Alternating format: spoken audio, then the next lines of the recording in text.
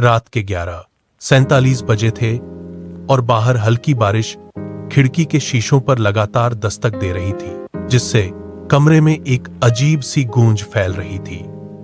आरव अपने नए फ्लैट में पहली रात बिता रहा था, जो उसे बहुत सस्ते में मिला था, लेकिन उस सस्तेपन के पीछे छिपा कारण अब धीरे धीरे सामने आने वाला था। कमरे में रखे पुराने काले फ्रेम वाले बड़े आईने ने उसका ध्यान पहली नजर में ही खींच लिया था।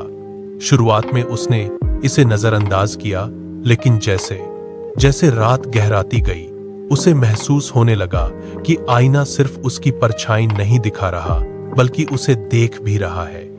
जब उसने पहली बार पानी की बूंदों जैसी आवाज सुनी और आईने के पास जाकर देखा, तो वहां कुछ नहीं था। फिर भी उसका दिल घबराने लगा। धीरे धीरे उसे लगने लगा कि उसकी परछाई उसके हाव भाव से अलग प्रतिक्रिया दे रही है। कभी हल्की मुस्कान, कभी बिना पलक झपकाए घूरना। अगली सुबह चौकीदार ने उसे चेतावनी दी कि उस आईने के सामने ज्यादा देर खड़ा मत होना, क्योंकि वह सिर्फ दिखाता नहीं, याद भी रखता है। उसने बताया कि सालों पहले एक पेंटर उस फ्लैट में रहता था, जो आईनों की अजीब पेंटिंग बनाते बनाते पागल हो गया था और एक दिन रहस्यमय तरीके से गायब हो गया।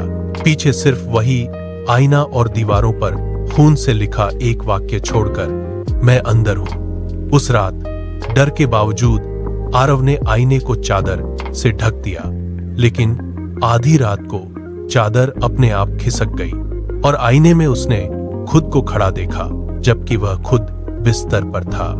उसका प्रतिबिंब धीरे धीरे मुस्कुरा रहा था और फिर उसने आईने के पार से हाथ बाहर निकाल दिया, जैसे शीशा कोई ठोस चीज नहीं बल्कि एक पर्दा हो। आरव का शरीर डर से जकड़ गया। वह भाग भी नहीं पाया और वह परछाई उसके करीब आकर फुसफुसाई, तुमने मुझे देखा?